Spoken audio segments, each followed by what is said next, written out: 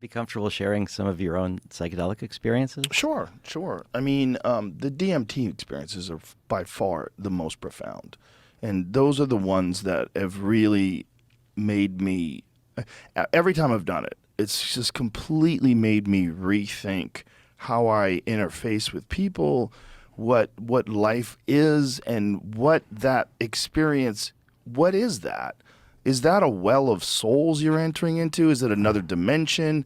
Is it some sort of parallel dimension of disembodied consciousness that you seem to be engaging with life forms, with things that know you, that can see your thoughts and see resistance and see bullshit in you? I mean, it's every time I've done it, it's sort of just like, in one way or another, just removed one layer of the onion, one layer of bullshit that keeps you from just embracing the great mystery of this existence, whatever it is. Yeah, I think we're built on these layers and layers of billions of years of evolution, and sort of from the single cellular organisms, it's all in us still. Mm-hmm. And that our prefrontal cortex, our brain, has kind of helped us focus on what we need as humans in our transition from birth to death.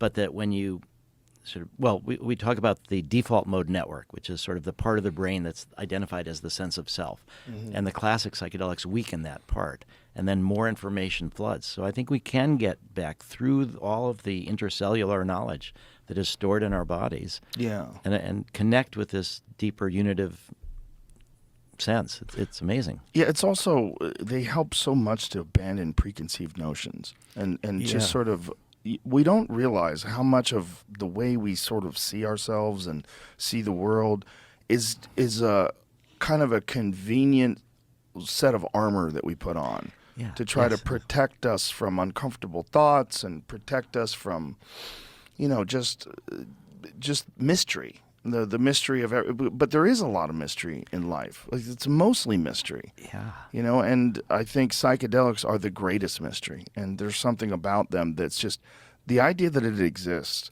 that you can smoke a thing and then 15 seconds later be transported into an impossible realm, and that exists, and no one's discussing it. You're every day on the news, they're talking about a million different things that seem so trivial once you've had a DMT experience. Yeah, you're reminding me of my 5-MeO DMT experience that I had. And it felt like I went sort of back to the moment of creation. Yeah. But that I realized that so much of our life is patterns, like you're saying, that we have these habits and we have these patterns and we take them as fixed, but they're not actually fixed. We have put them into motion.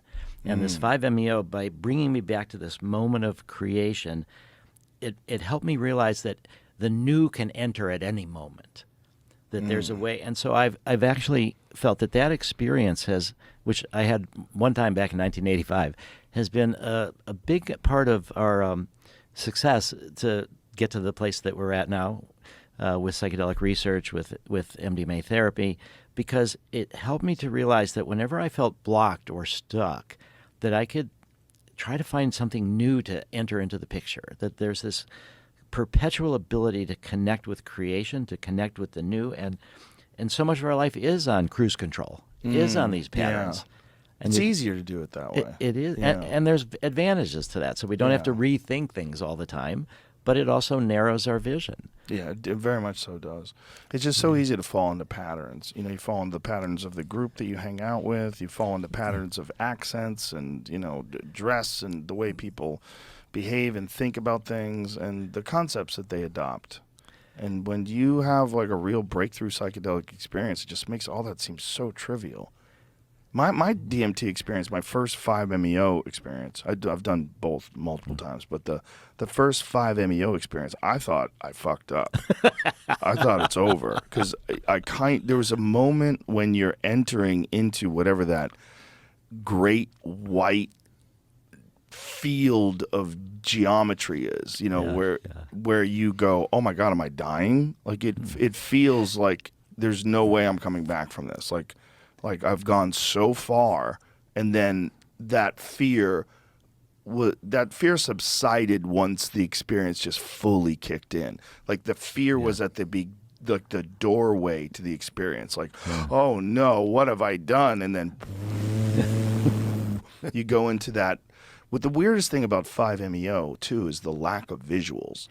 It's just this great white pattern, this thing where you don't have any memory, you don't have any. You're barely a conscious entity, and you're experiencing what seems to be like the source code of the universe.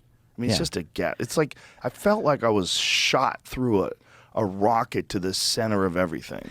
And yet there is an aspect of memory, and there is an aspect of us paying attention. Yeah. There's still this observer in some ways.